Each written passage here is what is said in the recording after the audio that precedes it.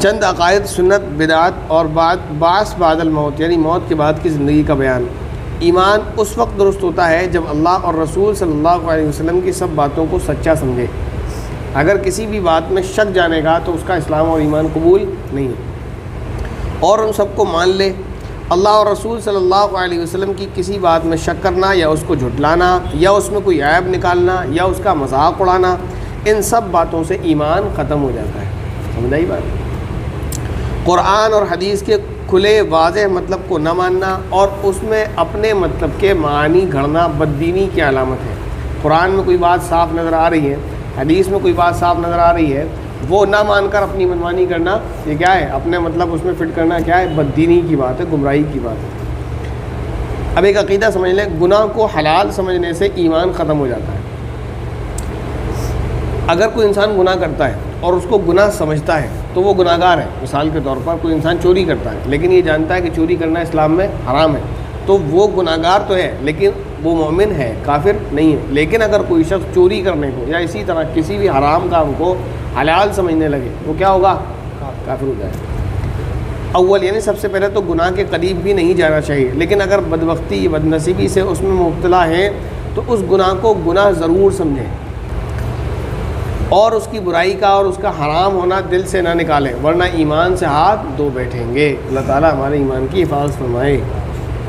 اور اسی وجہ سے حکم ہے کہ ایمان کو تازہ کرتے رہنا چاہیے۔ انسان کو روزانہ سوتے وقت کلمہ طیبہ پڑھ کر سونا چاہیے۔ کلمہ اپنے ایمان کی تجدید کرنے کے لیے کہ نہ جانے دن میں یا جاگتے ہوئے جانے انجانے میں ہم نے کون سی ایسی بات کہہ دی یا کون سا ایسا کام کر دیا جس سے ہم اسلام سے نکل نہ گئے ہوں۔ اسی لیے رات کو ایمان کی تجدید کر کے یعنی ایمان تازہ کر کے سونا چاہیے۔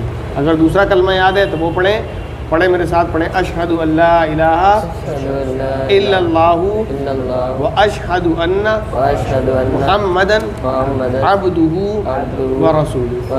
اب اگر انجانے میں اب تک کی زندگی میں کوئی ایسی بات ہوئی بھی تھی کہ جو ہم نے ایسا کوئی کام اللہ نہ کرے کر دیا ہو جس سے ہم ایمان سے نکل بھی گئے ہوں تو اب ہم ایمان میں داخل ہو گئے، کیونکہ ہم نے کیا کہا کہ میں گواہی دیتا ہوں، زور سے میں گواہی دیتا ہوں کہ اللہ کے سوا کوئی معبود نہیں، اور میں گواہی دیتا ہوں کہ حضرت محمد مصطفیٰ صلی اللہ علیہ وسلم اللہ کے بندے اور اس کے رسول ہیں۔ یہ کام روز ہونا چاہیے، سمجھ آ رہی نہیں؟ معمول بنائیں، اور نیند بھی بڑی پیاری آتی ہے پڑھتے پڑھتے۔ آپ یہ سمجھ لیجئے جب آپ معمول بنائیں گے کہ مجھے یہ چیزیں پڑھنا ہے تو پڑھتے پڑھتے آپ کب سو جائیں گے آپ کو پتہ بھی نہیں چلے گا، اور ان کا معمول نہیں ہوگا تو پھر آپ کو نیند ہی نہیں آئے گی، کبھی موبائل میں لگے رہیں گے، کبھی شور شرابے میں، کچھ بھی ہو رہا ہو۔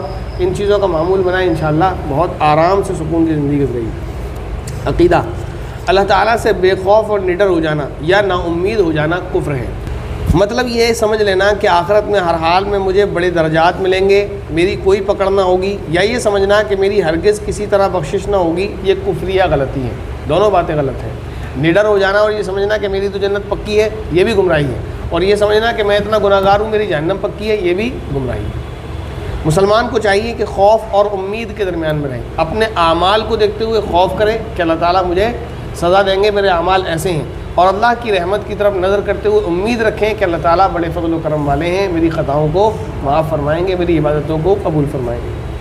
کسی سے غیب کی باتیں پوچھنا اور اس کا یقین کر لینا کفر ہے۔ سمجھ آ رہی کہ کیا ہونے والا ہے، کیا ہوگا، میرے گھر میں کیا چل رہا ہے۔ آج کل عورتوں میں یہ بڑی بیماری ہے، یہ تعویذ گنڈے، یہ بابا اور لوگ پنڈتوں تک جانے لگے۔ مسلمان عاملوں کے پاس جانا تو جانا، اس کے بعد پنڈتوں تک جانے لگے۔ اب وہ بتائے گا کہ گھر میں چوری کس نے کی ہے، کہ تعویذ گنڈے کس نے کرائے ہیں، کہ میرا کام کون بند کروا رہا ہے۔ یہ سب ایمان کو ختم کرنے والی بات ہے۔ بھئی کام میرا کیوں چل رہا ہے، کیوں نہیں چل رہا ہے، میری اولاد کیوں نہیں ہو رہی ہے، یہ سب چیزیں تو اللہ کے ہاتھ میں ہے، یہ غیب۔ اللہ تعالیٰ اس چیز کو قرآن کریم میں واضح طور پر اللہ تعالیٰ نے ارشاد فرمایا کہ اللہ تعالیٰ کے علاوہ کوئی نہیں جانتا ان چیزوں کو کہ کیا ہونے والا ہے، اور ہم پوچھ رہے ہیں بھئی میرے اولاد نہیں ہوتی تو کیوں نہیں ہوتی، بابا بتائیں گے۔ یہ کیا ہے؟ کفریہ باتیں۔ یہ عقیدہ رکھیں کہ غیب کا حال سوائے اللہ تعالیٰ کے کوئی نہیں جانتا، البتہ انبیاء اکرام علیہ السلام کو وحی کے ذریعے سے اللہ تعالیٰ بتا دیتے ہیں جو اللہ تعالیٰ کو بتانا ہوتا ہے، ٹھیک ہے نا۔ اسی طرح اولیاء اللہ کو کشف اور الہام سے اور عام لوگوں کو نشانیوں سے بعض باتیں معلوم ہو جاتی ہیں، لیکن یہ باتیں علم غیب نہیں بلکہ انباء الغیب یعنی غیب کی خبریں کہلاتی ہیں۔ یہ صرف اصطلاحات کا یعنی ٹرمز کا فرق ہے، ٹھیک ہے نا۔ وہ ایک ٹرم الگ ہے۔ علم غیب کے معنی ہوتے ہیں غیب کا جاننا، اور انباء الغیب کا معنی ہوتا ہے غیب کی خبر، ٹھیک ہے نا، اور خبر وہ ہوتی ہے جو کسی واسطے سے آئے، ٹھیک ہے نا۔ علم غیب اللہ تعالیٰ ہی کو ہے، اس کے علاوہ کسی کو نہیں ہے، لیکن اللہ تعالیٰ نے انبیاء کو بھی بتایا ہے کچھ باتیں ولیوں تک بھی اللہ تعالیٰ پہنچا دیتے ہیں، ان کے دل میں بات ڈال دیتے ہیں، اور کچھ باتیں انسان اپنے اندازے سے، اپنے علم، اپنے تجربے سے بھی معلوم کر لیتا ہے، تو وہ غیب کی خبریں تو ہو سکتی ہیں، غیب کا علم نہیں۔ کسی کا نام لے کر کافر کہنا یا لعنت کرنا بڑا گناہ ہے، کسی کو ملعون کہنا، کسی کو کافر کہنا، کیونکہ حدیث شریف میں آتا ہے اگر کسی نے کسی کو لعنت کی یا کسی نے کسی کو کافر کہا اور وہ اس کفر اور لعنت کا حقدار نہیں تھا اگر، تو یہ لعنت اور کفر اسی آدمی کی طرف لوٹ کر آئے گی۔ اگر ہم کسی کو کافر کہتے ہیں تو اگر وہ اللہ کی نگاہ میں کافر ہوا تب تو ٹھیک ہے، لیکن گناہ پھر بھی ہے۔ آپ کو حق کس نے دیا؟ آپ کو تو نہیں معلوم نا کسی کے دل کا حال، لیکن اگر وہ کافر نہ ہوا تو پھر ہم خود کافر ہو جائیں گے۔ ہاں یوں کہہ سکتے ہیں کہ ظالموں پر لعنت، جھوٹوں پر لعنت، اس میں کوئی حرج نہیں ہے، اس کا تو قرآن میں بھی ذکر ہے، لعنت اللہ علی الکاذبین، لعنت اللہ علی الظالمین۔ ہاں جن لوگوں کا نام لے کر اللہ اور رسول صلی اللہ علیہ وسلم نے لعنت کی ہے یا ان کے کافر ہونے کی اطلاع یعنی خبر دی ہے، ان کو کافر اور ملعون کہنا گناہ نہیں ہے، ٹھیک ہے نا، جیسے فرعون ہے، حامان ہے وغیرہ۔ سنت اور بدعت، حضور صلی اللہ علیہ وسلم کے قول یعنی فرمان اور فعل یعنی کام سے جو چیزیں ثابت ہیں ان کو سنت کہتے ہیں۔ اسی طرح جو کام حضور صلی اللہ علیہ وسلم کے علم میں آیا کہ فلاں صحابی نے ایک کام کیا اور آپ صلی اللہ علیہ وسلم نے اس سے منع نہیں فرمایا، اس کو بھی سنت کہتے ہیں، ٹھیک ہے نا۔ کوئی کام یا تو اللہ کے نبی نے کیا یا بتلایا وہ سنت، یا پھر کسی صحابی نے کیا لیکن اللہ کے نبی نے اس سے روکا نہیں، اگر روک دیتے تو وہ کام بند ہو جاتا، نہیں روکا اور اللہ کے نبی کو معلوم بھی ہے کہ انہوں نے کیا ہے تو اس کا مطلب صحیح ہے، جب صحیح ہے تو وہ بھی سنت۔ اللہ تبارک و تعالیٰ نے اور رسول صلی اللہ علیہ وسلم نے دین کی سب باتیں قرآن پاک میں اور احادیث مبارکہ میں بندوں کو بتا دی ہیں۔ اب ان باتوں کے علاوہ کوئی بھی نئی بات دین میں نکالنا درست نہیں ہے، ٹھیک ہے نا۔ دنیاوی تو آپ کچھ بھی کر سکتے ہیں لیکن دین میں درست نہیں، ایسی نئی باتوں کو بدعت کہتے ہیں، اور بدعت بہت بڑا گناہ ہے، ٹھیک ہے نا۔ جو چیز قرآن اور حدیث سے ثابت ہوگی ہم اس پر عمل کر سکتے ہیں، اس کو بڑھا سکتے ہیں، اس کو ایڈوانس کر سکتے ہیں، جیسے مثلا دینی تعلیم کا سلسلہ، اس کا ذکر حدیث میں موجود ہے، قرآن میں بھی موجود ہے کہ اللہ کے نبی صلی اللہ علیہ وسلم کو کیا بنا کر بھیجا گیا؟ معلم، وَيُعَلِّمُكُمُ الْكِتَابَ وَالْحِکمہ، کہ وہ تم کو علم و حکمت کی باتیں سکھائیں گے۔ خود نبی کریم صلی اللہ علیہ وسلم نے فرمایا انما انا بعثت معلما، کہ مجھے اللہ تعالیٰ نے معلم یعنی ٹیچر بنا کر بھیجا ہے، سکھانے والا بنا کر بھیجا ہے۔ اور صحابہ کی جو ہے یہ واقعات ملتے ہیں ہمیں احادیث میں کہ صحابہ اللہ کے نبی کے پاس آتے تھے اور اللہ کے نبی ان کو قرآن اور حدیث سکھاتے تھے۔ تو اسی سلسلے کو ایڈوانس کر دیا جائے۔ آج کے زمانے میں پہلے دار ارقم یعنی صرف ایک چبوترا تھا یا ایک مسجد تھی، آپ بڑا مدرسہ بنا لیں، بڑی مسجد بنا لیں، اس کی اجازت منع نہیں ہے، لیکن جس چیز کا اصل میں کوئی ثبوت نہیں ہے وہ کام کرنا ناجائز ہے۔ اس کی ایک مثال میں سمجھاتا ہوں۔ کوئی بھی انسان اس دنیا سے چلا جائے، اس کو ایصال ثواب کرنا کیا ہے؟ جائز ہے، کسی بھی طرح سے۔ آپ اس کو قرآن پڑھ کر بخش دیں، اس کا بھی اس کا ثواب پہنچے گا۔ آپ اس کے نام کا کسی کو کھانا کھلا دیں، یہ بھی ثواب پہنچے گا۔ اس کے نام کا کسی کا کپڑا پہنا دیں، وہ بھی ثواب پہنچے گا۔ مسجد مدرسے میں دے دیں تب بھی ثواب پہنچے گا، لیکن اس میں اگر آپ اپنی طرف سے کچھ چیزیں ایڈ کر دیں تو وہ چیز بدعت ہو جائے گی، ٹھیک ہے۔ کیسے؟ مثال کے طور پہ آپ نے یہ لازم کر لیا کہ 40 دن تک فلاں غریب کے پاس کھانا جائے گا، آپ نے جو آدمی متعین کیا اور یہ جو دن متعین کیے یہ ناجائز بدعت عمل ہے، کیونکہ قرآن میں یہ کہیں صراحت نہیں ہے کہ ایک ہی آدمی کو جائے گا یا پھر 40 دن جائے گا۔ آپ 40 کی قید کیوں لگا رہے ہیں؟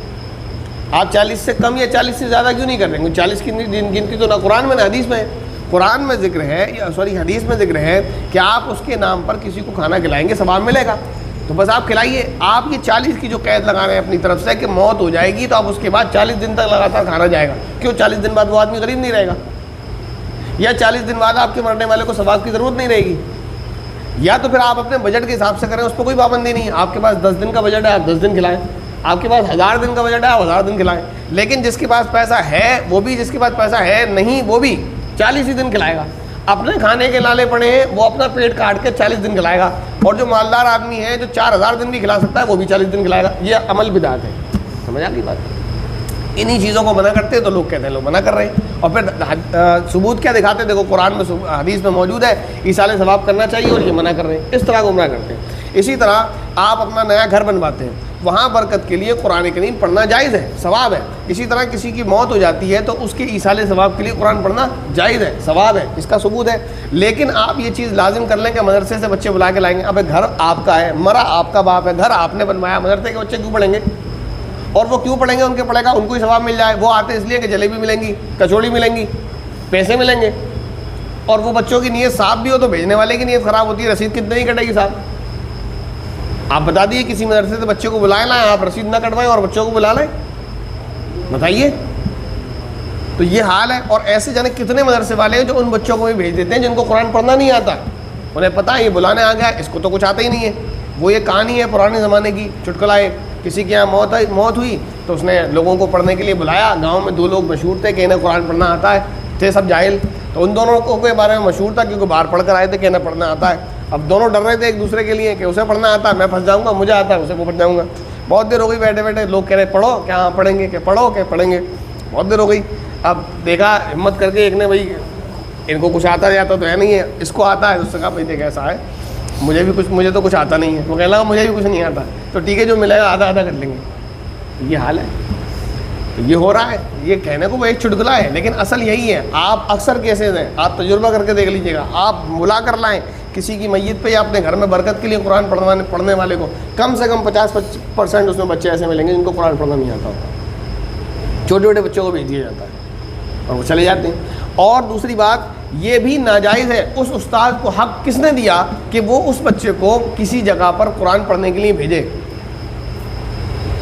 بتائیے, سوچنے والی بات ہے. کیا میں آپ کا غلام ہوں یا آپ میرے غلام ہیں؟ میں آپ کو کیسے کہیں بھیج سکتا ہوں؟ اس بچے کے والدین نے مجھے اس کو میرے پاس اس لیے بھیجا کہ میں اس کو پڑھاؤں. میں تنخواہ اس بات کی لے رہا ہوں کہ میں اس کو پڑھاؤں, اور میں نے اس کو اٹھا کے بھیج دیا قرآن شریف پڑھنے کے لیے. یہ بتائیے اس بچے کے ساتھ ظلم ہے کہ نہیں ہے؟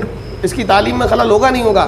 اس بچے کو اس کے ماں باپ نے بھیجا اس لیے کہ یہاں بیٹھ کر قرآن یاد کرے گا, حافظ قرآن بنے گا. جس دن اس کو سبق یاد کرنا تھا میں نے اس کو اٹھا کے قرآن خوانی کے لیے بھیج دیا, جا فلاں جگہ قرآن شریف جا کر پڑھے, اس دن یہ سبق سنا دے گا. یہ اس بچے کے اوپر ظلم نہیں ہے؟ تو یہ چیزیں ناجائز ہیں جو ہم نے شروع کر رکھی ہیں. جائز یہ ہے کہ قرآن پڑھیں تو اس کے لیے کوئی ٹائم کی پابندی نہیں, کوئی جگہ کی پابندی نہیں ہے. آپ خود پڑھیں, اپنے ملنے والوں سے پڑھوائیں. اس میں ایک سے ایک نئی برائی یہ چلی آئی ہے. میرے پاس آتے ہیں لوگ کہ صاحب فلاں کا انتقال ہو گیا, کتنے قرآن ہیں بتائیں؟ 2 قرآن مل جائیں گے, 3 قرآن مل جائیں گے. تو میں نے کیا دکان کھول رکھی ہے؟ میرے دینے سے تھوڑی ثواب ملے گا. اتنے لوگ آتے ہیں میرے پاس کہ مجھے پتا ہے کہ دل رکھنے کے لیے ان کو سمجھاتا ہوں, ان کے سمجھ میں نہیں آتی, پھر کہتا ہوں چلے ٹھیک ہے پڑھوا دیے جائیں گے, لیکن مجھے پتا ان کو ثواب نہیں ملے گا. میرا خود دل نہیں کرتا, میں تو اپنی بتا رہا ہوں, تنگ ہو چکا ہوں. کوئی آ جائے گا کہ صاحب, ایک بندہ تو ایسا ہے وہ ہر ہفتے آتا ہے, ہر ہفتے آتا ہے, اس کا معمول ہے. کیوں؟ اس کو پتا ہے کہ 1-2 دفعہ آیا, میں نے کہا چلو ٹھیک ہے میں آپ کی بات کروا دوں گا. اصل اور پیسے ویسے میں لیتا نہیں ہوں, میری عادت نہیں ہے کیونکہ میں اس کو ناجائز سمجھتا ہوں. تو وہ آتا ہے اور اس نے 2-3 لوگوں سے اور کہہ رکھا ہے. تو وہ جو جن کے یہاں بھی انتقال ہوتا ہے وہ اس کو خبر پہنچا دیتے ہیں, وہ آپ کے یہاں ہیں مفتی صاحب, وہ میرے پاس چلا آتا ہے, بھائی اب فلاں میرے فلاں لگتے لگاتے ان کا انتقال ہو گیا. اس کو سمجھا کے تھک گیا میں. اس کو صاف طور پہ بھی میں نے کہا بھائی ایسے ثواب نہیں ملتا, کہ نہیں آپ نے جو پڑھے بس اس کی نیت کر لینا. تو یہ حال ہے. جہالت چلتے چلتے یہاں پہنچی. اور اس بندے سے میں نے کئی دفعہ کہا کہ بھائی چلے ایک کام کرو, وقت نکال لو, مجھ سے پڑھ لو قرآن شریف, میں پڑھا دوں گا. پڑھیے توڑتا رہتا, قرآن شریف نہیں پڑھتا. تو یہ حال ہے. تو یہ چیزیں ہیں بدعت. اسی لیے کبھی کبھی ایسا ہوتا ہے بعض علماء پہ تلخ ہو جاتی ہیں اور کہنے لگتے ہیں کہ ان مولویوں نے امت کا بیڑا غرق کر کے رکھا ہے صرف اپنے کھانے کے لیے. امت کو ان چیزوں میں لگا دیا کہ تمہیں قرآن پڑھنے کی ضرورت نہیں ہے. تمہیں گھر میں کوئی مرے تو ایصال ثواب کرنا ہے تو ہم نے بچے پال رکھے ہیں. تمہیں اپنا گھر بنوایا ہے, تم نے برکت کرنی ہے, ہم نے بچے پال رکھے ہیں. بس تم جا کے رسید کٹوا دو اور بچوں کو کچھ کھلا پلا دینا, بس ہو گیا تمہارا نوئی نیا پار ہو گیا. یہ حال ہے. تو جب انہیں پتہ ہے پکا پکایا ملے گا, ابا مر جائیں گے تو مدرسے چلے جاؤں گا, گھر بنوا لوں گا تو مدرسے چلے جاؤں گا, تو انہیں خود پڑھنے کی ضرورت کیا ہے؟ اور نہ وہ اس لیے اپنے بچوں کو پڑھواتے ہیں. تو یہ امت پر ظلم کرنے والے کون ہیں؟ یہ ایسے ہی علماء جو امت پر ظلم کر رہے ہیں. ہونا تو یہ چاہیے تھا کہ کوئی اگر آئے بھی تو کہیں کہ بھائی آج تو بچوں کو بھیج رہے ہیں, آج کے بعد نہیں بھیجیں گے جب تک آپ خود قرآن شریف پڑھنا نہیں سیکھ جائیں گے, کم سے کم آپ تو پڑھیں. تو یہ چیزیں بدعت ہیں. اور حدیث شریف میں واضح طور پر موجود ہے کہ جب بدعت شروع ہوتی ہے تو سنت ختم ہو جاتی ہے. قرآن کریم کی تعلیم حاصل کرنا ہر ایک مسلمان پر فرض ہے, ہر ایک مسلمان پر. اور اس ایک بدعت نے کہ قرآن خوانی کے نام پر جو چلنے لگا ہے سسٹم, اس نے امت کو قرآن کی تعلیم سے دور کر دیا. اب کوئی قرآن کریم پڑھتا ہی نہیں ہے. یہ حال ہے. بہرحال اللہ تعالیٰ سے دعا ہے کہ اللہ تعالیٰ ہمیں سنت پر عمل کرنے والا بنائے اور بدعاتوں سے ہماری حفاظت فرمائیں۔ ایک آخری پر لائن دے گئی تھی آج کے سبق